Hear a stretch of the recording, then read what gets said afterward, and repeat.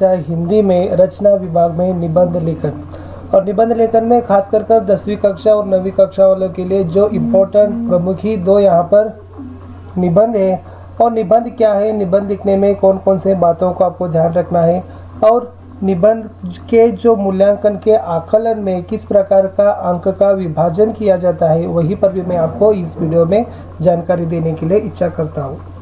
ಆತ್ಮೀಯ ವಿದ್ಯಾರ್ಥಿಗಳಿಗೆ, ವಿಶೇಷವಾಗಿ ಪ್ರೌಢಶಾಲಾ ವಿದ್ಯಾರ್ಥಿಗಳಿಗೆ ನಿಬಂಧ ಲೇಖನದಲ್ಲಿ ಈ ನಿಬಂಧ ಅಂದರೆ ಏನು, ನಿಬಂಧ ಬರೆಯುವಾಗ ಏನೆಲ್ಲ ಮಾತುಗಳನ್ನು ನೆನಪಿಟ್ಕೊಳ್ಬೇಕು, ಎರಡು ಪ್ರಮುಖವಾಗಿರ್ತಕ್ಕಂಥ ನಿಬಂಧಗಳು ಮತ್ತು ನಿಬಂಧದ ಮೌಲ್ಯಮಾಪನ ಮಾಡುವಲ್ಲಿ ಅಂಕಗಳ ವಿತರಣೆ ಹೇಗಿದೆ ಅಂತಕ್ಕಂಥ ಸಂಪೂರ್ಣವಾದ ಮಾಹಿತಿ ಈ ವಿಡಿಯೋದಲ್ಲಿ ನಾನು ನಿಮಗೆ ಕೊಡಲಿಕ್ಕೆ ಇಷ್ಟಪಡ್ತೀನಿ. ತಾವು ಸ್ಕಿಪ್ ಮಾಡದೆ ಈ ವಿಡಿಯೋವನ್ನು ಅಂತ್ಯದವರೆಗೂ ಕೂಡ ನೋಡಬೇಕು. ಸೊ ಮೊದಲಿಗೆ ನಿಬಂಧದ ಅರ್ಥ ಏನಿದೆ ಅಂತಕ್ಕಂಥದ್ದನ್ನು ನೋಡ್ಕೊಂಡು ಬರೋಣ. निबंध ಅಂದ್ರೆ ಏನಪ್ಪಾ ಅಂತಂದ್ರೆ ವಿಚಾರಪೂರ್ವಕ ಕ್ರಮಬದ್ಧ ರೂಪ से लिखी गई रचना ही निबंध है. ಬಹಳಷ್ಟು ವಿಚಾರಪೂರ್ವಕವಾಗಿ ಮತ್ತು ಕ್ರಮಬದ್ಧವಾಗಿ, ಸೊ ಒಂದಾದ ನಂತರ ಒಂದು ಸ್ಟೆಪ್ ಬೈ ಸ್ಟೆಪ್ ಏನು ಬರಿತೀವಲ್ಲ ನಾವು, ಅದನ್ನ ಆ ಒಂದು ವಿಧದ ಒಂದು ರಚನೆಗೆ ನಾವೇನಂತ ಕರಿತೀವಿ, ನಿಬಂಧ ಅಂತ ಕರಿತೀವಿ. ನಮ್ಮ ವಿಚಾರಗಳ ಕ್ರಮಬದ್ಧತೆಯಿಂದ ಬಂದಿರತಕ್ಕಂಥ ಒಂದು ಗದ್ಯ ಪ್ರಕಾರದ ಒಂದು ಶೈಲಿಯೇ ನಿಬಂಧ. ಹಾಗಾದ್ರೆ ನಿಬಂಧವನ್ನು ಬರೆಯುವಾಗ ಏನೆಲ್ಲ ಮಾತುಗಳು ನೆನಪಿನಲ್ಲಿ ಇಟ್ಕೊಳ್ಬೇಕು. ಮೊದಲನೇದಾಗಿರ್ತಕ್ಕಂಥದ್ದು ನಿಬಂಧ ಲೇಖನ के पूर्व विषय को ध्यान रखना चाहिए. ಒಂದು ವಿಷಯದಲ್ಲಿ ನಾವು ನಿಬಂಧಗಳನ್ನು ಬರೀಲಿಕ್ಕೆ ಪ್ರಾರಂಭಿಸಬೇಕಾದ್ರೆ ಆ ವಿಷಯದ ಪೂರ್ವಗ್ರಹವಾಗಿ ನಾವು ಸ್ವಲ್ಪ ಮಾಹಿತಿಯನ್ನು ರಫ್ ಆಗಿ ಏನು ಮಾಡಬೇಕಪ್ಪ ಅಂದರೆ ಇಟ್ಕೊಳ್ಬೇಕು.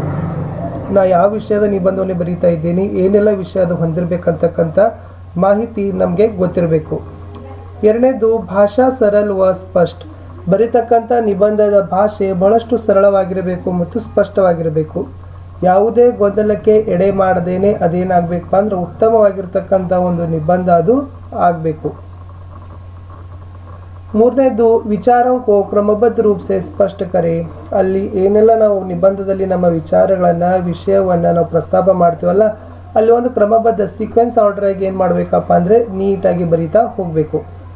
ಮುಂದಿಂದಾಗಿ ವಿಚಾರಕ್ಕೆ ಪುನರಾವರ್ತಿ ನ ಕರೆ. ಬಹಳಷ್ಟು ಜನ ವಿದ್ಯಾರ್ಥಿಗಳು ಏನು ಮಾಡ್ತಾರಪ್ಪ ಅಂದರೆ ಬರೆದಿದ್ದೇನೆ ಬರೀತಾರೆ, ಪ್ರಸ್ತಾವನದಲ್ಲಿನೂ ಅದೇ ಬರೀತಾರೆ, ಉಪಸಂಹಾರದಲ್ಲಿ ಅದೇನು ಬರೀತಾರೆ, ವಿಷಯದ ಬೆಳವಣಿಗೆಯಲ್ಲಿನೂ ಕೂಡ ಅದೇ ಬರೀತಾರೆ. ಈ ತರನಾಗಿ ಬರೆಯುವಾಗಿಲ್ಲ. ಒಂದ್ಸರಿ ಒಂದು ವಿಷಯವನ್ನು ಬರೆದ್ರೆ ಅದನ್ನೇ ಮತ್ತೆ ರಿಪಿಟೇಷನ್ ನಿಬಂಧದಲ್ಲಿ ಇರಬಾರ್ದು. ಭಾಷಾ ಸಂಬಂಧಿ ತ್ರುಟಿಯ ನ ಕರೆ. ಒಂದು ಭಾಷೆಯ ಮೇಲೆ ಹಿಡಿತ ಇರಬೇಕು, ಪ್ರಭುತ್ವ, ಮಾಸ್ಟರ್ ಇರಬೇಕು.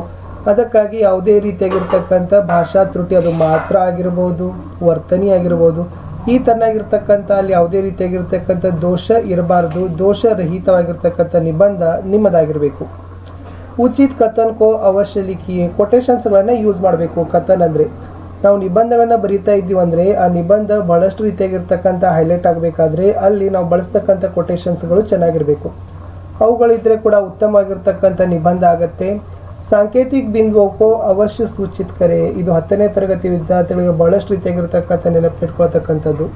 ಅವ್ರು ಕೊಟ್ಟಿರ್ತಾರೆ ಸಾಂಕೇತಿಕ ಬಿಂದುಗಳು, ಪ್ರಸ್ತಾವನಾ, ಇಂಟರ್ನೆಟ್ಗೆ ಲಾಭ, ಇಂಟರ್ನೆಟ್ಗೆ ಹಾನಿ, ಉಪಸಂಹಾರ. ಅಲ್ಲಿ ಇರ್ತಕ್ಕಂಥ ಎಲ್ಲ ಒಂದೊಂದು ಪಾಯಿಂಟ್ಗಳನ್ನು ತೊಗೊಂಡೇ ಬರಿಬೇಕು. ಅಖಂಡಾಗಿ ಬರ್ಕೋತ ಹೋದರೆ ಆ ಸಾಂಕೇತಿಕ ಬಿಂದುಗಳಿಗೆ ವ್ಯಾಲ್ಯೂ ಇರೋದಿಲ್ಲ. ಯಾಕಂದರೆ ಪ್ರತಿಯೊಂದು ಸಾಂಕೇತಿಕ ಬಿಂದುಗಳಿಗೂ ಕೂಡ ಅಂಕಗಳ ವಿತರಣೆ ಇರುತ್ತೆ. ಅದಕ್ಕಾಗಿ ನೀವೇನು ಮಾಡಬೇಕಪ್ಪ ಅಂದರೆ ಕೊಟ್ಟಿರ್ತಕ್ಕಂಥ ಸಾಂಕೇತಿಕ ಬಿಂದುಗಳನ್ನು ಒಂದೊಂದಾಗಿ ತೆಗೆದುಕೊಂಡು ಹೋಗಿ ಅವುಗಳಲ್ಲಿ ಸ್ಪಷ್ಟವನ್ನು ಪಡಿಸ್ತಕ್ಕಂಥ ಕೆಲಸ ನಿಮ್ಮದಾಗಬೇಕು. ಇಲ್ಲಿ ಮೊದಲ ಒಂದು ನಿಬಂಧ ತಂದಿದ್ದೀನಿ, ಅದು 9 ಮತ್ತು 10ನೇ ತರಗತಿಯವರಿಗೆ ಉಪಯುಕ್ತವಾಗಿರ್ತಕ್ಕಂಥ ನಿಬಂಧ ಇಂಟರ್ನೆಟ್. ಮೊದಲಿಗೆ ನಾವು ಪ್ರಸ್ತಾವನವನ್ನು ಹಾಕೋಕ್ಕಿಂತ ಮುಂಚೆ ಒಂದು ಕೊಟೇಶನನ್ನು ಬರೆದಿದ್ದೀನಿ. ಇಂಟರ್ನೆಟ್ ವರದಾನ್ ಹೇತೋ ಅಭಿಶಾಪ್ ಭಿ ಹೇ. ಸೊ ನೀವೆಲ್ಲ ನೋಡಿರ್ಬೋದು, ನ್ಯೂಸ್ ಪೇಪರ್ ಎಲ್ಲ ಆರ್ಟಿಕಲ್ಸ್ಗಳು ಬರ್ತಾವಲ್ಲ. ಸೊ ಆರ್ಟಿಕಲ್ ಸ್ಟಾರ್ಟ್ ಆಗೋಕ್ಕಿಂತ ಮುಂಚೆನೇ ಲೇಖನಗಳನ್ನು ಎಷ್ಟು ರೀತಿಯಾಗಿರ್ತಕ್ಕಂಥ ಒಂದು ಉತ್ತಮವಾಗಿರ್ತಕ್ಕಂಥ ಕೊಟೇಶನ್ಸ್ಗಳನ್ನು ಯೂಸ್ ಮಾಡ್ತಾರೆ. ಆ ಥರನಾಗಿ ನೀವುಗಳು ಕೂಡ ಏನು ಮಾಡಬೇಕು, ಹೇಳಿಕೆಗಳನ್ನು, ಕೊಟೇಶನ್ಸ್ಗಳನ್ನು ಯೂಸ್ ಮಾಡಬೇಕು. ಅದಾದಮೇಲೆ ಮೊದಲನೇದಾಗಿರ್ತಕ್ಕಂಥ ಸಾಂಕೇತಿಕ ಬಿಂದು ಪ್ರಸ್ತಾವನಾ. इंटरनेट से मानव की जीवन शैली और उसकी सोच में क्रांतिकारी परिवर्तन हुआ है. आज इंटरनेट के बिना सूचना व संचार दोनों क्षेत्र कमज़ोर हो जाते हैं. इंटरनेट ने पूरी दुनिया को एक जगह ला खड़ा कर दिया है. ಈ ತರನಾಗಿ ಒಂದು 3 ವಾಕ್ಯಗಳನ್ನು ನಾನು ಏನು ಮಾಡಿದ್ದೀನಿ, ಪ್ರಸ್ತಾವನಾದಲ್ಲಿ ಬರೆದಿದ್ದೀನಿ. ಇಡೀ ವಿಷಯದ ಒಂದು ಹೊಗಳಿಕೆ ಈ ಪ್ರಸ್ತಾವನೆ ಏನಾಗಿರಬೇಕಪ್ಪ ಅಂದರೆ ಒಳಗೊಂಡಿರಬೇಕು. ಇನ್ನು ಎರಡನೇ ಸಾಂಕೇತಿಕ ಬಿಂದು ಇದೆ ಅರ್ಥ. ಇಂಟರ್ನೆಟ್ನ ಒಂದು ಅರ್ಥ ವ್ಯಾಖ್ಯೆ ಏನಿದೆಪ್ಪ ಅಂತಂದರೆ, इंटरनेट एक तरह से विश्वव्यापी कंप्यूटरों का जाल है. अनगिनत कंप्यूटरों के कई अंतर्जालों का एक दूसरे से संबंध स्थापित करने का जाल ही इंटरनेट है. ಇದು ಇಂಟರ್ನೆಟ್ನ ಬಗ್ಗೆ ಇರ್ತಕ್ಕಂಥ ಒಂದು ಅರ್ಥವನ್ನು ಕೊಡ್ತಕ್ಕಂಥ ಎರಡು ವ್ಯಾಖ್ಯೆಗಳು. ಮೂರನೇದು ಇಂಟರ್ನೆಟ್ನ ಲಾಭ. ಇಂಟರ್ನೆಟ್ನ ಏನೆಲ್ಲ ಲಾಭಗಳಿದಾವೆ ಅಂತಕ್ಕಂಥದ್ದನ್ನು ಪ್ಯಾರಾಗ್ರಾಫ್ ಅಲ್ಲೇ ಬರೀತಕ್ಕಂಥದ್ದು. इंटरनेट द्वारा पल भर में बिना ज़्यादा खर्च किए कोई भी विचार, स्थिर चित्र, वीडियो भेज सकते हैं.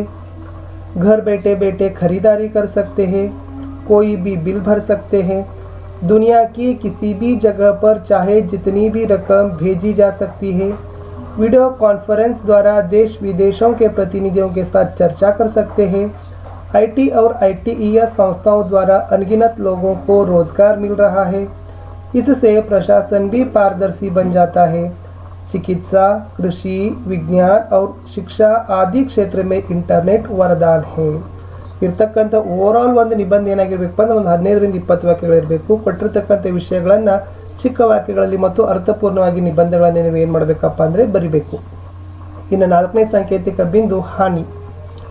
इंटरनेट से पायरेसी, बैंकिंग फ्रॉड, हैकिंग आदि बढ़ रही है. मुक्त वेबसाइट, चैटिंग आदि से युवा पीढ़ी ही नहीं बच्चे भी इंटरनेट से फंस रहे हैं. बच्चे अनुपयुक्त और अनावश्यक जानकारी प्राप्त कर लेते हैं. समय का बर्बाद होता है. साइबर अपराधों में वृद्धि हो रही है. इससे कई आंकड़े और तथ्य भी गलत प्रकाशन होने की संभावना रहती है. ಇದು ಇಂಟರ್ನೆಟ್ನ ಹಾನಿಯ ಒಂದು ವಿಷಯ. ಇನ್ನು ಮುಗಿತು, ಕಡೆಗೆ ಬಂದಿದ್ದೀವಿ ಇಂಟರ್ನೆಟ್ನ ಒಂದು निबंधದಲ್ಲಿ उपसंहार कंक्लूजन. इस प्रकार हम कह सकते हैं कि इंटरनेट के उपयोग से होटल, पर्यटन स्थलों और पर्यटन उद्योगों को भी फायदा हुआ है. यह लोगों का यात्रा करने और नई नई जगह तलाशने के लिए प्रोत्साहित करता है तथा पर्यटन उद्योगों को भी ऊंचाइयों पर ले गया है. ಇಷ್ಟಾತಂದರೆ ನಿಬಂಧ ಮುಗಿತು. ಈ ನಿಬಂಧದಲ್ಲಿ ನಾನು ಪ್ರಸ್ತಾವನಾ ಹೇಳಿದ್ದೀನಿ, ಅರ್ಥ ಹೇಳಿದ್ದೀನಿ, ಇಂಟರ್ನೆಟ್ನ ಲಾಭ, ಇಂಟರ್ನೆಟ್ನ ಹಾನಿ ಮತ್ತು ಇಂಟರ್ನೆಟ್ನ ಉಪಸಂಹಾರ. ಇದನ್ನು ತಾವುಗಳು ಈ ಸ್ಲೈಡ್ಗಳ ಒಂದು ಸ್ಕ್ರೀನ್ಶಾಟ್ಗಳನ್ನು ತೆಗೆದುಕೊಂಡು PDF ಅಲ್ಲಿ ಕನ್ವರ್ಟ್ ಮಾಡಿ ಇದನ್ನು ನೀಟಾಗಿ ಬರಲಿಕ್ಕೆ ಪ್ರಯತ್ನವನ್ನು ಮಾಡಬೇಕು. 4 ಅಂಕಗಳಿಗೆ ಒಂದು ನಿಶ್ಚಿತವಾಗಿ ಕೇಳ್ತಕ್ಕಂಥ ಒಂದು ಪ್ರಶ್ನೆ. ಇನ್ನು 2ನೇ ನಿಬಂಧಕ್ಕೆ ಹೋಗೋಣ. 2ನೇ ನಿಬಂಧ ಬಂದ್ಬಿಟ್ಟು ಜನಸಂಖ್ಯಾ ವೃದ್ಧಿ. ಪ್ರಸ್ತಾವನಾ. जनसंख्या पर रोक लगाओ, विकास की धार बढ़ाओ. कोटेशन हाकिदीनी. प्रस्तावना बनतो. जनसंख्या की समस्या सामान्य रूप से विश्व की समस्या है. प्रतिदिन 3 सैकड़े में 2 बालक जन्म लेते हैं. भारत क्षेत्रफल में 7वां और आबादी पर दूसरे स्थान पर है. 2011 की जनगणना से भारत की आबादी 121 करोड़ के आसपास है. सन 2020 में भारत की आबादी 125 करोड़ से अधिक होगी. दूसरा है जनसंख्या वृद्धि के कारण. वर्तमान समय में विज्ञान की उन्नति के साथ चिकित्सा सुविधाओं में प्रगति हुई है. इससे मृत्यु दर में कमी हुई है. प्राचीन मान्यताओं से यह धारणा है कि बच्चे भगवान की देन है. परिवार की रक्षा करने के लिए अधिक बच्चे की आवश्यकता मान रहे हैं. भारतीय परिवारों की अशिक्षा, अंधविश्वास, गरीबी भी आबादी वृद्धि के कारण बन गए हैं. जनसंख्या नियंत्रण के लिए सरकार द्वारा किए जाने वाले उपायों सफल नहीं हो रहे हैं. यह भी जनसंख्या वृद्धि के लिए एक कारण बन गया है. अब चलेंगे जनसंख्या वृद्धि से परिणाम. जनसंख्या वृद्धि से अधिक दुष्परिणाम दिखाई देते हैं. देश की प्रगति कुंठित होती है. युवक युवतियां बेरोजगार बने रहते हैं. अपराधों में भी वृद्धि होती है. पर्यावरण प्रदूषण समस्या उत्पन्न होते हैं. वस्तुओं की मूल्यों में भी वृद्धि होती है. दिन प्रतिदिन बाजार में महंगाई बढ़ती है. परिवार के पूरे सदस्यों की आवश्यकता पूरी करने में समस्या होती है. ये सभी जनसंख्या वृद्धि से होने वाले परिणाम हैं. आगे जनसंख्या वृद्धि के उपचार है, यानी नियंत्रण क्रम कौन कौन से है. शिक्षा का प्रचार प्रसार करना चाहिए. परिवार नियोजन पर प्रचार करना आवश्यक है। विवाह की उम्र में भी बढ़ावा करना उचित है। परिवार, समाज और राष्ट्र के हित में संतान की सीमा निर्धारण करना अति आवश्यक है। संतति सुधार कार्यक्रमों को शुरुआत करना चाहिए। विवाह और संतानोत्पत्ति पर प्रतिबंध लगाना चाहिए। छोटे परिवार की महत्ता को समझाना चाहिए। ए जनसंख्या वृद्धि के लिए करने वाले नियंत्रण के क्रम है या उपचार के लिए क्रम है। और आगे अंत में आ गए उपसंहार कंक्लूजन पर। हमारे देश की विकास में जनसंख्या की वृद्धि एक बहुत बड़ी समस्या हुई है। यातायात, शिक्षा, रोजगार क्षेत्रों में आबादी की समस्या प्रमुख हुई है। इस समस्या का समाधान करने के लिए पूरी राष्ट्र की जनता योगदान देना चाहिए। बच्चों, यहाँ पर मैं आपको दो निबंध के बारे में विषय को बताया। पहला इंटरनेट और दूसरा जनसंख्या वृद्धि। आपकी परीक्षा के दृष्टि से दोनों ही निबंध बहुत ही प्रमुख है। इन दोनों निबंधों को आपको क्या करना है कि अच्छी तरह से समझ लीजिए। एक तरफ लिख लेने के लिए प्रयास कीजिए। खुद 15 से 20 वाक्यों में निबंध लिखने की क्षमता विकास कर लीजिए।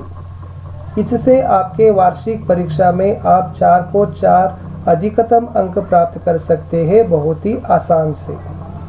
ವಿದ್ಯಾರ್ಥಿಗಳೇ, ಈ ವಿಡಿಯೋದಲ್ಲಿ ನಾನು ನಿಮಗೆ 2 ನಿಬಂಧಗಳನ್ನು ಬರೀತಕ್ಕಂಥ ವಿಷಯವನ್ನು, ಕಲೆಯನ್ನು ತುಂಬ ಸರಳವಾಗಿ ಸರಳ ವಾಕ್ಯದಲ್ಲಿ ತಿಳಿಸಿಕೊಡಲಿಕ್ಕೆ ಪ್ರಯತ್ನವನ್ನು ಮಾಡಿದ್ದೀನಿ.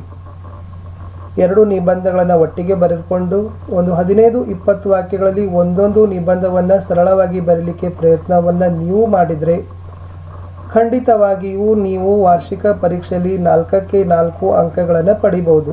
2 ನಿಬಂಧಗಳು ಪ್ರತಿ ವರ್ಷವೂ ಕೂಡ ಒಂದಿಲ್ಲ ಒಂದು ನಿಬಂಧ 2ರಲ್ಲಿ ಕೇಳ್ತಾರೆ.